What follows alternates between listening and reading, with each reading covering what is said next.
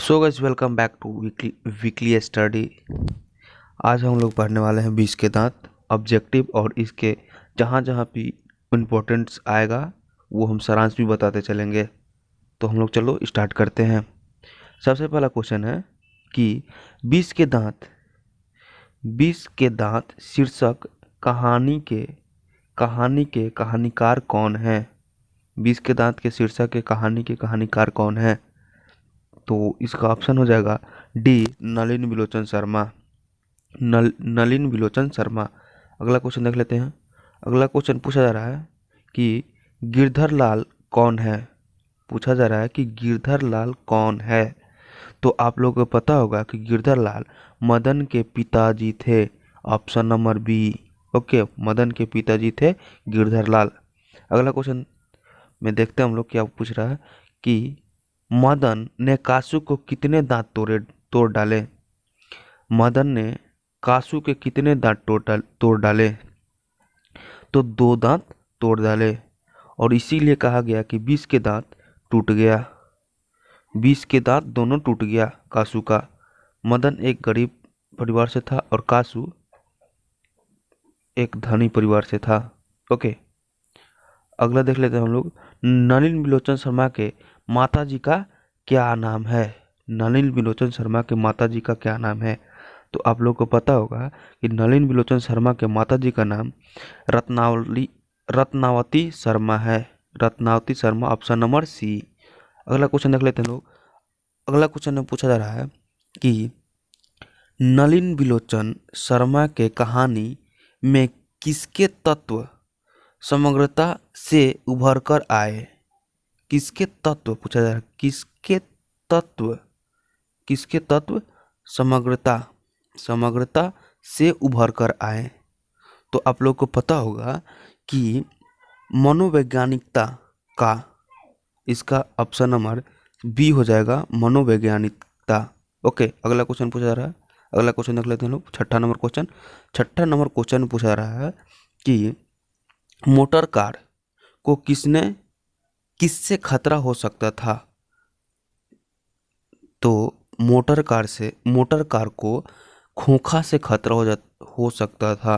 खोखा से। ओके, इनके पिताजी मतलब कि गाड़ी से छेड़छाड़ कर रहा था। तो उनके पिताजी ने एक पत्रकार से बोला कि मेरे पुत्र इंजीनियर बनेगा, इसलिए वो इतना मतलब कि हुड़दंग मचाते रहता है।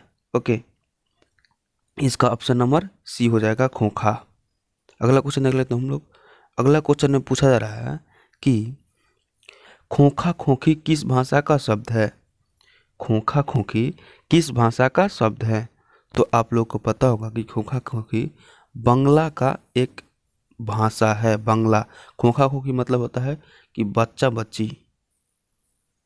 ओके, और 8 नंबर क्वेश्चन देख लेते हैं।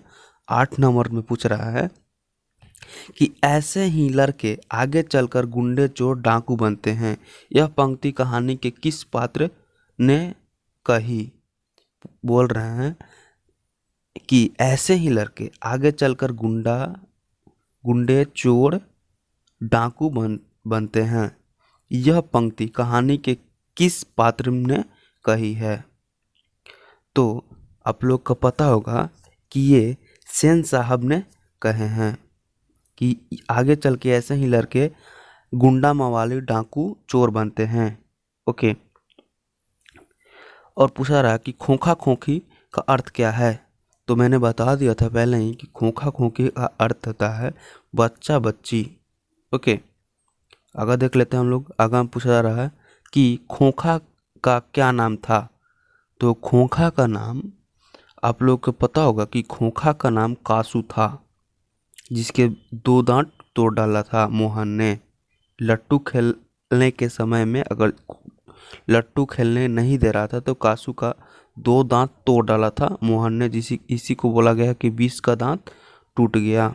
ओके, अगला क्वेश्चन देख लेते हैं हम लोग। पूछा जा रहा है कि 20 के दांत कैसी कहानी है। एक ऑप्शन दे देना हम लोग, सामाजिक, ऐतिहासिक, धार्मिक, मनोवैज्ञानिक। तो आप लोगों को पता होगा कि 20 के दांत एक मनोवैज्ञानिक कहानी है, मनोवैज्ञानिक कहानी है। मैं थोड़ा सा मार्कर का कलर चेंज कर ले रहा हूँ क्योंकि इसमें अच्छा से नहीं दिखाई दे रहा। ब्लैक नहीं, ग्रीन। ओके, अब अच्छा रहेगा। अगला क्वेश्चन देख लेते हैं हम लोग। अगला क्वेश्चन पूछ रहा है कि सेन साहब अपने पुत्र को बनाना चाहते थे। तो आप लोग पढ़े होंगे, तो सेन साहब अपने पुत्र को बिजनेसमैन या इंजीनियर बनाना चाह रहे थे, क्योंकि उसके पुत्र जो कि कासू था, वो इतना गाड़ी के साथ, जो उनके पास गाड़ी था 4 चक्का, उससे खिलवाड़ करता था, कभी कुछ तोड़ देता था, हेडलाइट तोड़ देता था। उसके पिताजी बोलते थे कि मेरे पुत्र में बचपन से ही इंजीनियर बनने का रुचि है। अगला क्वेश्चन देख ले रहे हैं हम लोग। अगला क्वेश्चन में पूछा रहा है कि मदन अक्सर किसके हाथों से पीटता था। मदन किसके हाथों से पीटता था? तो मदन अपने पिताजी के हाथों से हमेशा पीटता था। अगला क्वेश्चन देख लेते हैं हम लोग। अगला क्वेश्चन पूछा रहा है कि नलिन बिलोचन शर्मा के पिता का नाम क्या था। पूछा रहा है कि नलिन बिलोचन शर्मा के पिताजी का क्या नाम था। तो आप लोग पढ़े होंगे अच्छे से, तो याद होगा कि उनके पिताजी का नाम पंडित रामावतार शर्मा था। उनके पिताजी का नाम पंडित रामावतार शर्मा। ओके, अगला क्वेश्चन देख लेते हैं हम लोग। अगला क्वेश्चन 15 नंबर क्वेश्चन में पूछा जा रहा है कि सेन साहब ने किसे खूब फटकार लगाई थी। तो आप लोग ध्यान में होगा तो गिरधर लाल को सेन साहब ने खूब फटकार लगाई। 16 नंबर क्वेश्चन देख लेते हैं हम लोग।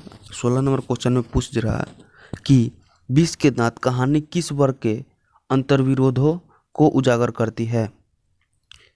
अगर जो आप लोग पढ़े होगा तो याद होगा कि ये मध्यम वर्ग को उजागर करती है। ओके, ऑप्शन नंबर सी हो जाएगा। अगला क्वेश्चन देख लेते हैं हम लोग। अगला क्वेश्चन में पूछा जा रहा है कासू मदन के साथ किस खेल में शरीक होना चाहता था। तो ऑप्शन में पढ़ दे रहा हूँ। तो ऑप्शन में बोला जा रहा है कि एफ ऑप्शन फुटबॉल के खेल में, हॉकी के खेल में, बैडमिंटन के खेल में, लट्टू के खेल में। अगर जो आप लोग को ध्यान होगा कि लट्टू के खेल में मैंने पहले भी बताया था 1 या 2 नंबर क्वेश्चन में कि लट्टू के खेल में वो शामिल होना चाह रहा था। इसी कारण मदन ने कासू को मारकर दोनों दांत तोड़ डाला था, जिसे हम लोग 20 का दांत बोलते हैं। ओके, सेन साहब किसके व्यंग्य से ऐंठ कर रह गए। तो आप लोग को पता होगा कि पत्रकार महोदय के व्यंग्य से वे ऐंठ कर रह गए, क्योंकि सेन साहब ने अपने पुत्र के बारे में इतना बर्बादी कर रहे थे कि इनको रहा नहीं गया। तो इन्होंने अपने पुत्र को बताया कि मैं अपना पुत्र, यानी पत्रकार साहब बताएं कि मैं अपने पुत्र को जेंटलमैन बनाना चाहता हूँ।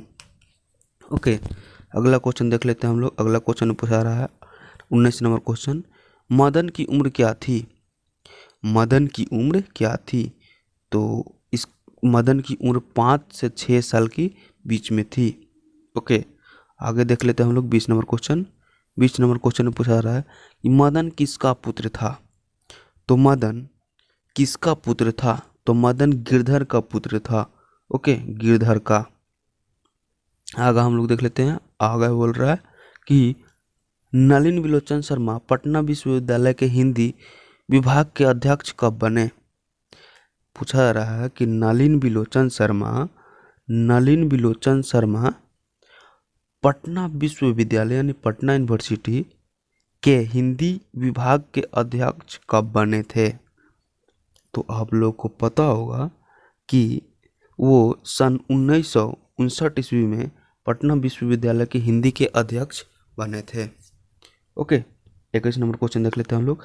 और एक और बता देना चाहता हूँ कि पटना यूनिवर्सिटी के लिए मैं इतिहास इस चैनल पे पढ़ाता हूँ, हिस्ट्री इस चैनल पे पढ़ाता हूँ। ओके, आगे क्वेश्चन देख लेता हूँ मैं।